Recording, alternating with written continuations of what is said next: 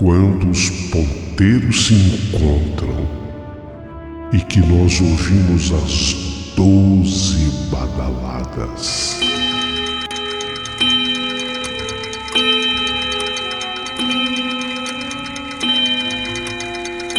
A hora que se anuncia é meia-noite.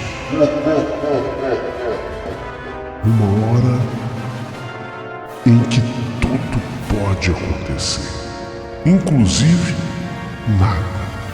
Mas hoje, muitos acontecimentos. Vamos à história de hoje.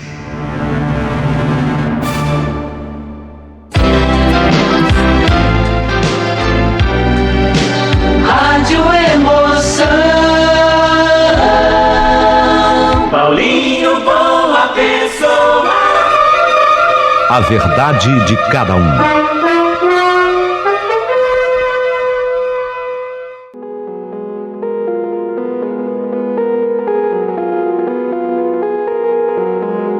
Meu querido amigo Paulinho Boa Pessoa corria o ano de 1990. 4 anos antes, portanto, 1986, eu tinha ficado viúvo. Foi um duríssimo golpe na minha vida. Eu contava apenas 52 anos de idade quando eu fiquei viúvo. A minha querida esposa, a Idalina, partiu depois que ela teve infecção generalizada de um hospital. A cirurgia simples, ela foi fazer uma cirurgia de hérnia. Não era nada. Quer dizer, era que o médico dizia que ela não tinha nada, era uma cirurgia de hérnia, coisa simples. A internação seria muito rápida. Só que houve uma abertura na região abdominal e por essa abertura abdominal para a cirurgia houve a tal da infecção generalizada. E ela não resistiu, Paulinho, acabou falecendo. Após a morte da minha mulher, eu fiquei muito abatido, fiquei muito triste.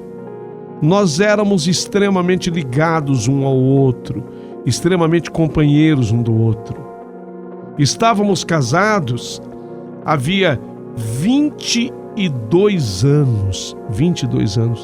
E é muito difícil, sabe, perder uma pessoa a qual significa tanto para você e pela qual você tem tanto amor e está habituado, acostumado a conviver com ela.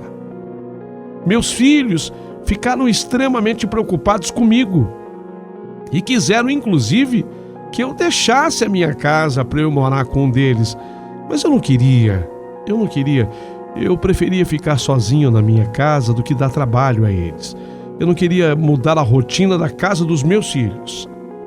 Naquela época, eu estou falando de 1990 agora, existia uma revista que fazia uma espécie de correio sentimental. E sem que eu soubesse, um dos meus filhos pegou uma foto minha, os meus dados, e publicou nessa revista os meus dados, características com a minha foto e o pseudônimo Viúvo Solitário. Eu me surpreendi quantas e quantas cartas eu recebi. Quantas e quantas cartas começaram a chegar no meu endereço. Eu, de início, não sabia do que se tratava aquilo. E foi só então, meu amigo, que eu descobri que aquilo era coisa de um dos meus filhos que achou que talvez tudo o que estivesse acontecendo a partir daquelas cartas me animasse um pouco. Já que eu estava viúvo havia pelo menos 4 anos e realmente eu sentia muita falta de uma companheira. Era verdade, muito mesmo. Aquelas cartas começaram a virar uma motivação na minha vida. Eu passei a ler as cartas atentamente. As cartas que chegavam para Viúvo Solitário. Era eu. Achei aquilo muito interessante. E entre várias cartas que eu recebi, uma em especial me chamou demais a atenção, porque a história daquela mulher era parecida com a minha. Ela também havia perdido seu marido, vivia sozinha e ela queria encontrar uma pessoa que pudesse ser companhia para ela, seu companheiro. Então eu acabei me correspondendo com das cartas que eu recebi, eu respondi todas, sabe? Eu respondi todas. O papo rolou com umas 5 cartas, mas aquela, especialmente aquela, foi a que foi dando certo, a gente foi se conhecendo melhor, a gente foi se entrosando melhor, a nossa correspondência foi crescendo. Ficamos 2 meses assim, um mandando carta para o outro, e conforme o tempo foi passando, eu descobri que estava nascendo um sentimento muito bonito no meu coração. Maria Antônia, esse era o nome dela, Maria Antônia. E então, finalmente, depois de 2 meses que a gente se falava somente através das cartas, houve o nosso primeiro encontro. O primeiro encontro aconteceu. E desse nosso primeiro encontro, passamos a namorar. E eu voltei a ser feliz de novo. Olha o que é a vida. O viúvo solitário, eu voltei a ser feliz novamente. Maria Antônia, ela vai se revelando uma mulher incrível, muito amável, muito dócil, muito companheira. E decidimos que, pelo menos por hora, nós iríamos respeitar muito o espaço um do outro. E decidimos que, mesmo estando num relacionamento sério, cada um viveria em sua casa. Não, nós preferimos assim. Até porque a Maria Antônia, ela tinha uma tia de quem ela cuidava, a tia Rosa. A tia Rosa da Maria Antônia era cuidada por ela. E ela tinha um carinho, um amor por essa tia Maria Antônia. E a tia Rosa estava muito doente. O problema da tia Rosa era pulmonar. Então a tia Rosa dependia daqueles tubos de oxigênio. Aqueles tubos de oxigênio. Inclusive, na época da pandemia, foi exatamente esse tubo que faltou em Manaus, no Amazonas. A tia dela era dependente desses tubos de oxigênio. Então ela, para cuidar da tia, ela levou, a tia morava com ela na casa dela. A tia morava lá. Então ela falou, olha, eu prefiro, sabe que, bom, agora eu para ela não era mais o viúvo solitário. Ô Celso, eu prefiro assim, sabe, eu prefiro que você fique na tua casa, eu fico na minha, até porque eu tenho a tia, né? A tia Rosa para cuidar. Então eu compreendia isso na Maria Antônia. Eu achava o correto. Era uma tia que precisava muito dela e por quem ela tinha um carinho. Ela dizia que a tia havia sido muito importante na vida dela. E desse modo, nós tínhamos o nosso relacionamento. E olha, éramos completamente felizes.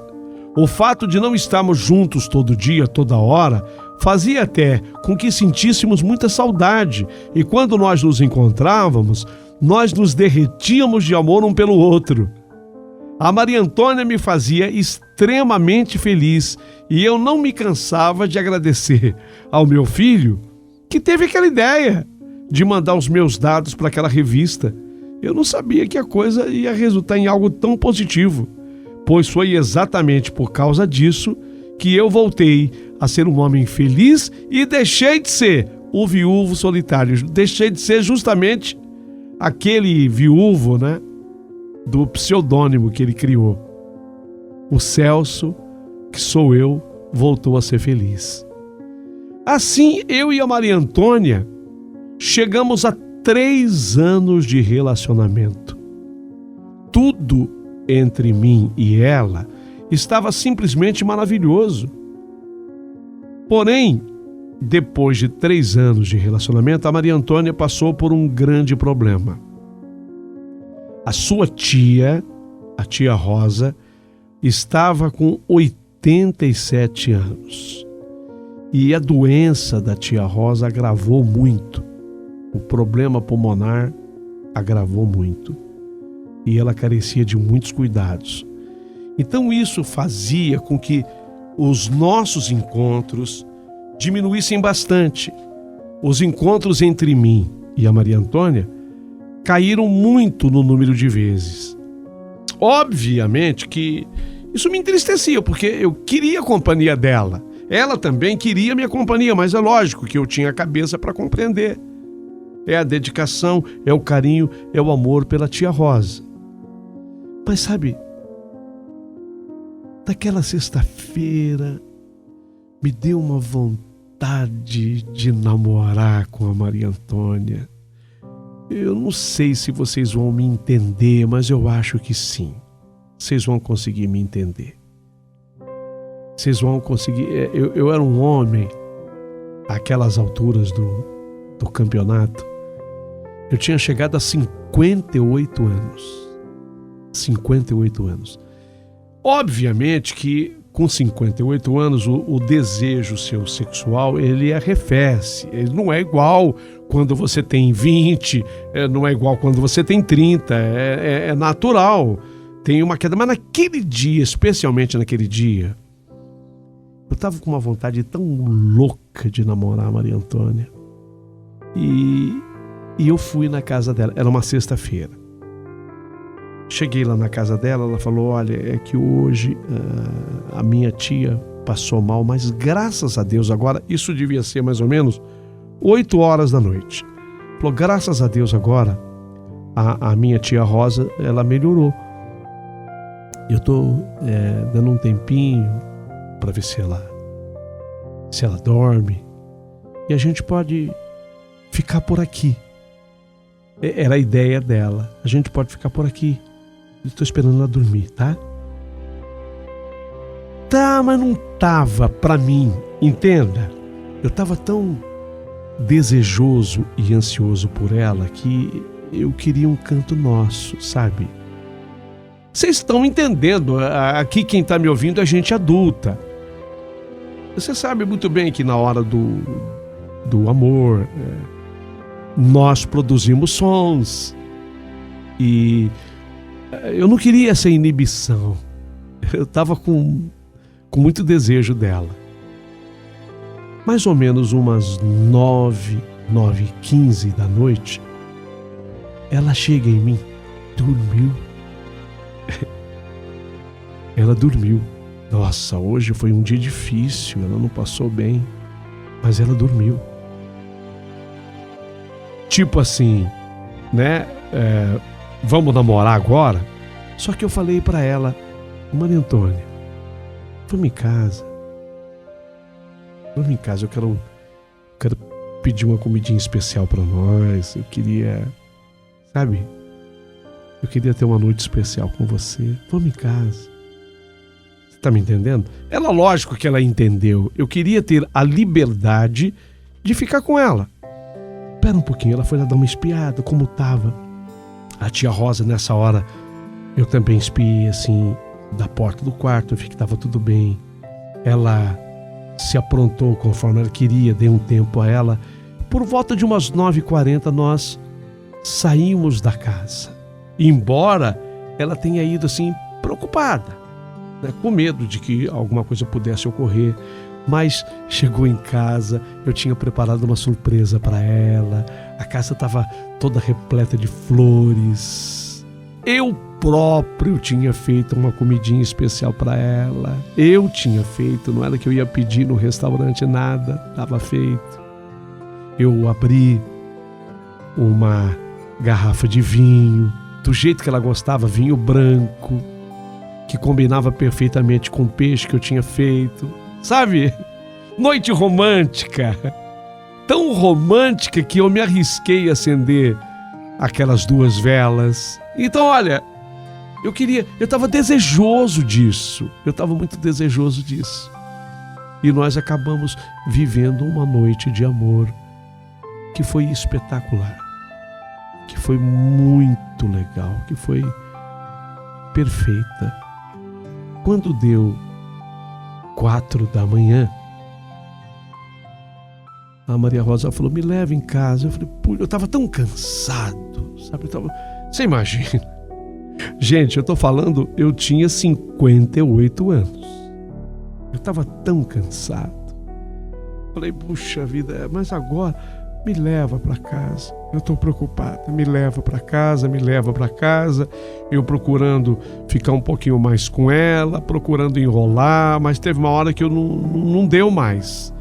5 da manhã saímos de casa, de volta para casa dela. 5 horas da manhã, ainda madrugada. Então eu parei o carro no portão enquanto ela entrou na casa.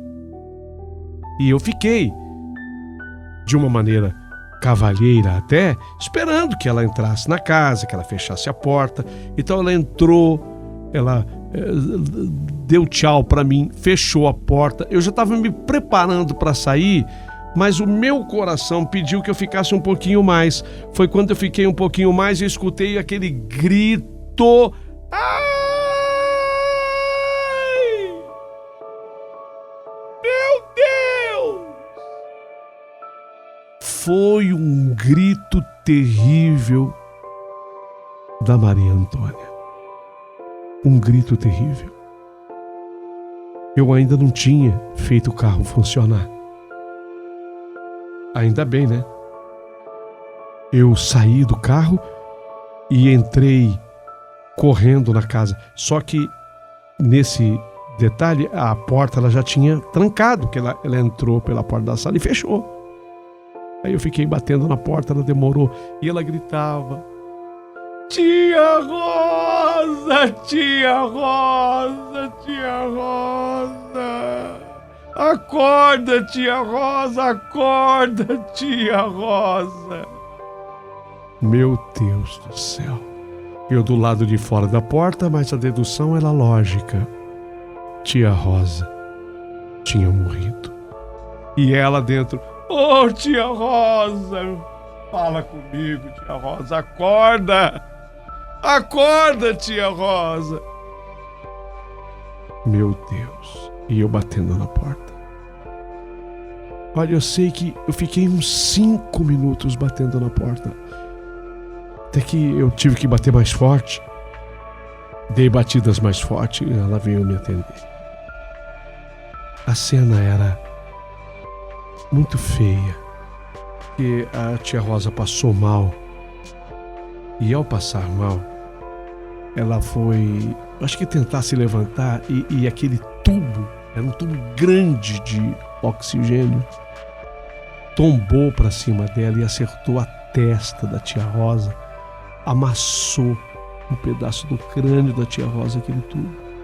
Foi uma pancada violenta. Então, em cima da cama havia sangue da cabeça da tia Rosa. Cena dantesca, horrorosa.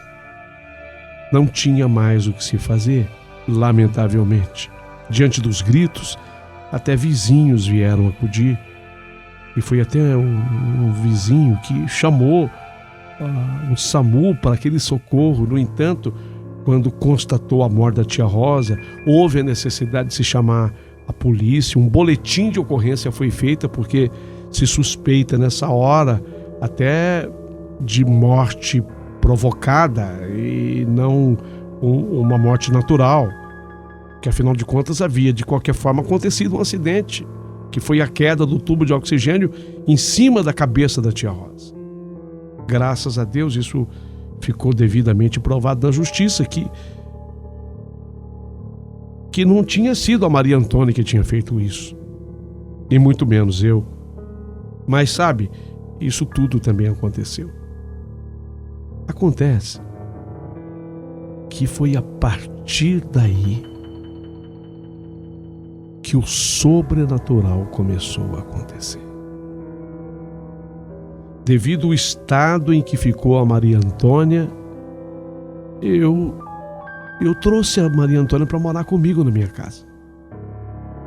Só que a Maria Antônia, ela via a tia Rosa. E não apenas ela via a tia Rosa, como muitas vezes eu pegava a Maria Antônia conversando com ela: tia Rosa, por favor, eu não tenho culpa, tia. Não, eu não tenho culpa, tia Rosa. Nem o Celso também. Nós não imaginávamos que fosse acontecer. Tia, por favor, tia, vai embora, tia. Vai embora, tia. Eu não sabia se a Maria Antônia estava perturbada do ponto de vista mental ou se ela estava perturbada do ponto de vista espiritual. Eu não conseguia detectar. Até que começou a acontecer aquilo.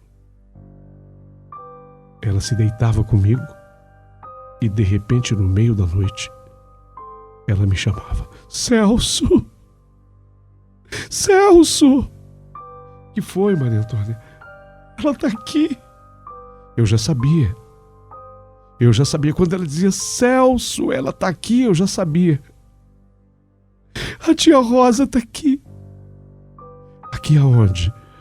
Está deitada aqui na cama do meu lado.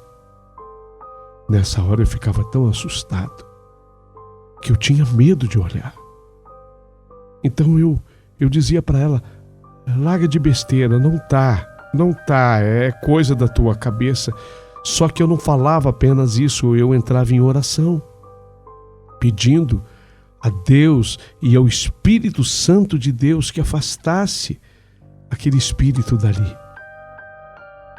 Mas um dia, a tia Rosa, ao invés de se deitar do lado da Maria Antônia, se deitou do meu lado. Eu senti quando aquele corpo gelado, magro, eu sentia os ossos, mas os ossos gelados, congelados. Quando aqueles ossos tocaram minhas costas, minhas pernas, que eu olhei para Maria Antônia e ela dormia do meu lado, eu sentindo aqueles ossos congelados atrás de mim. Maria Antônia,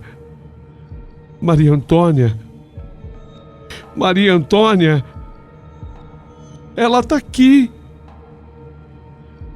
Ela está aqui, Maria Antônia. E a Maria Antônia já sabia quem era. Só que a Maria Antônia também viu. Ela olha e vê. Ela tá, Celso. Ela tá. Fala com ela, Maria Antônia. Por favor, fala com ela. Tia Rosa, nem eu e nem o Celso, nós não temos culpa, tia Rosa. O que a senhora precisa? Isso. Enquanto ela falava, eu falava isso, quer dizer, você está indo bem, o caminho é esse, pergunte o que precisa, o que está faltando. E eu falava isso, mas eu sentia o frio, o congelar daqueles ossos tocando o meu corpo. E isso, tipo, continua, siga. O que a senhora precisa, tia Rosa? Sei, eu não ouvia. Ela ouvia, eu não. Olha que coisa, eu sentia o congelado daquele corpo ósseo nas minhas costas, que congelava o meu corpo inteirinho. Eu sentia um frio que corria meu corpo inteirinho, mas eu não escutava. Ela começou a ouvir. Sei, tia Rosa. Perdão, tia Rosa. Não foi a minha intenção deixar a senhora só. E tampouco o Celso. Celso, pede perdão para a tia Rosa. Eu entendi que ela estava pedindo que eu pedisse perdão. Eu não sabia direito o que eu tinha errado, a não ser de ter convidado, de ter trazido a Maria Antônia para aquela noite nossa de amor. Mas, pelo sim, pelo não, perdão, tia Rosa. Perdão, tia Rosa. nós vamos fazer o que for necessário. Até que eu senti que aquele frio foi passando das minhas costas. Pude me mover, me mexer e não senti mais a ponta daqueles ossos, porque os ossos eram finos, tinham pontas agudas que cutucavam minhas costas inteiras, fazendo doer. A Maria Antônia me passou o que havia pedido a tia Rosa: orações. Precisava de muitas orações. Nós passamos a orar por ela. Eu pedi a um padre amigo que, por gentileza, me atendesse e rezasse também missas em sufrágio à alma da tia Rosa. E foi a partir dali que nós encontramos novamente a tranquilidade e a paz. Eu e a Maria Antônia estamos juntos até os dias de hoje. Mas quando nós estamos juntos, nós gostamos de contar a respeito dessa história para as pessoas, para que elas entendam de uma vez por todas que o mundo não é só esse, de que há muito mistério além da vida. Vocês, por uma questão até de matemática, já sabem que eu não sou nenhum menino. Eu hoje conto 88 anos. A Maria Antônia é mais nova do que eu, né, Antônia? Ela ri, mas ela fez 81. Somos companheiro um do outro e eu não saberia como viver a minha vida sem ela, assim como ela não saberia viver a vida sem mim. Nós nos unimos e esse episódio havido com a tia Rosa acabou por nos unir ainda mais. Se você gostou da minha história, curta mandando seu joinha. Aproveita, faça sua inscrição no canal do Paulinho Uma Pessoa. Um abraço a todos e eu quero voltar depois contando outras histórias.